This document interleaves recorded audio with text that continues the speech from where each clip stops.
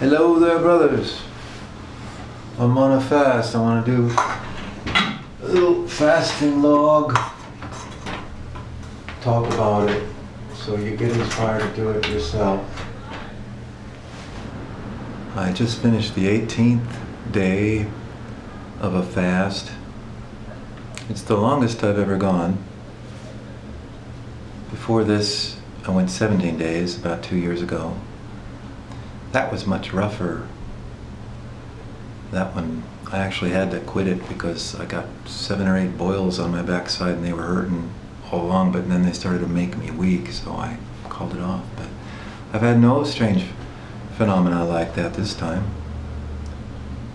And I had set the goal to go 21 days, and it looks like it's going to be easy now to do that. I think it'll just be like rolling downhill, like this 18, even 17 was kind of hump day, and the next 3 days are just going to be easy, like going by like nothing. And it started to get really easy by about the 12th day, and I got that higher energy, kind of super normal energy, ability to do things, very little dizziness, lightheadedness, or even weakness. And it almost feels like not eating is the normal way of life now, at this time.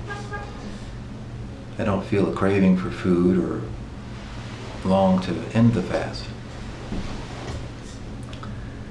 Now, starting with my fast 2 years ago, the 17th day, when I was surprised how little weight I lost.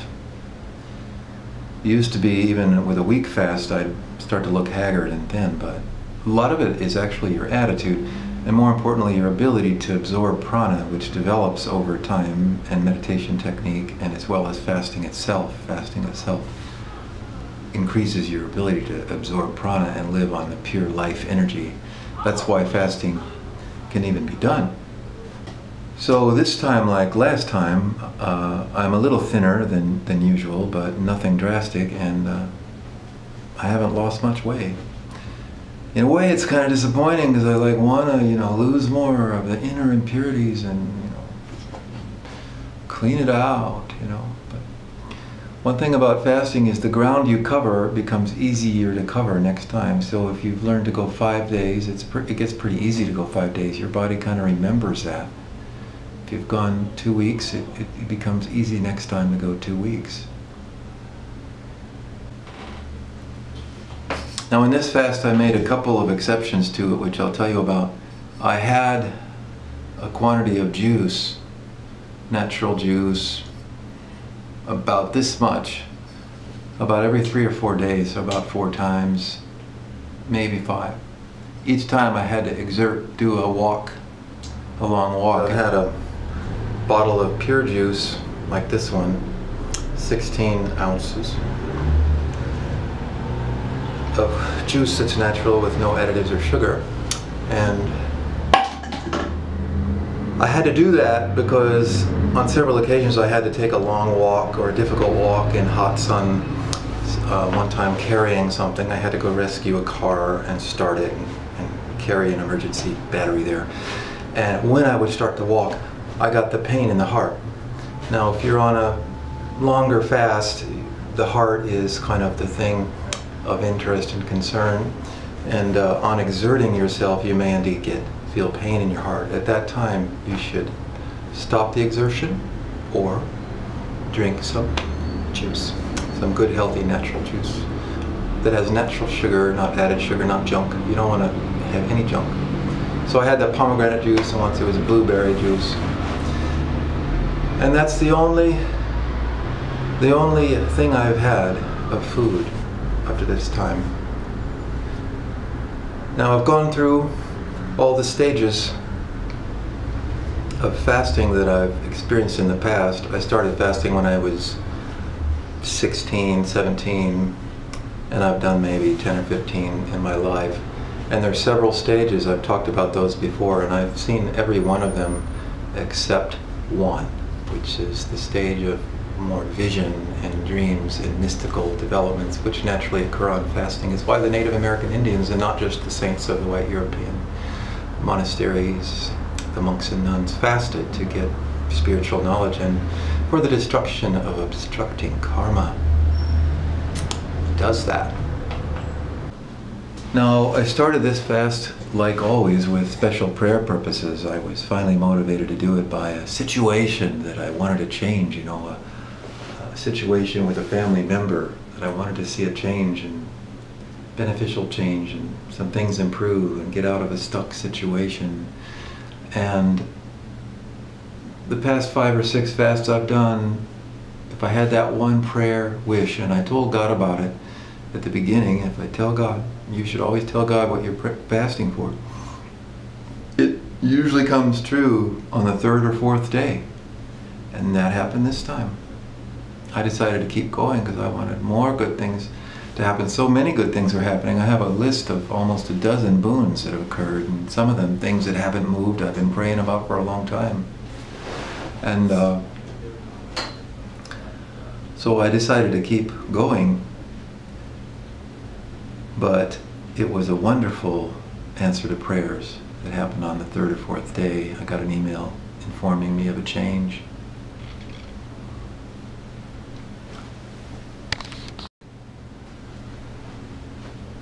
And you should thank God, and I thank God for answering these prayers and giving me these boons and resolutions and upgrades.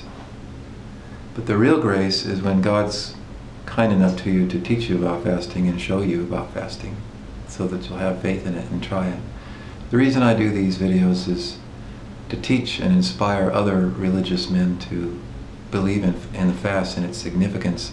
Sometimes a Christian will say, oh, you're not supposed to talk about it. Oh, you're bragging about your fasting. Oh, you're supposed to be humble and go off in a little room. But who teaches Christians to fast?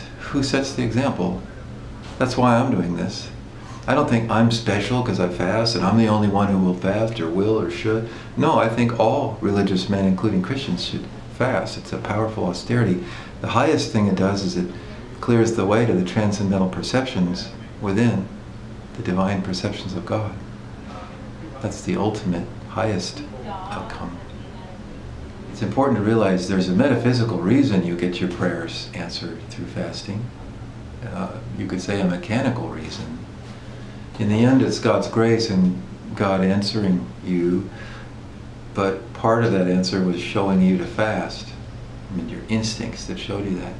What's happening is you're destroying impurities in yourself. Your body's burning away crap, and it's the crap in you that manifests the external negatives in the world, the nasties out in the external world dream. And so by purifying yourself, the exterior just upgrades automatically, and it usually will start with your own fondest wishes or most dire problems, or the thing God knows are your great wishes. You'll start hitting those. So that's why fasting works. It's purification, and purification gives outer purification. Bodily and mental purification manifests in outer purification. Just like if you take a drug. I've never taken hallucinogenic drugs. I've never taken anything but aspirin, stuff like that. But they say, the world changes. The world gets weird. The world gets sometimes scary or bizarre or, interesting and fascinating and full of miraculous events. Well, what's really happening there is his world is now that way. Your world is now that way because you have the impurity in you that's manifesting a different world. That's what's really happening. Everybody lives in their own personal world, You're in charge of it. It's the projection of your body. So that's why fasting is so powerful. It fulfills wishes. So I make these videos to help others be inspired to try a fast. I think every Christian should fast one Sunday every month, and once a year do at least a 3-day fast.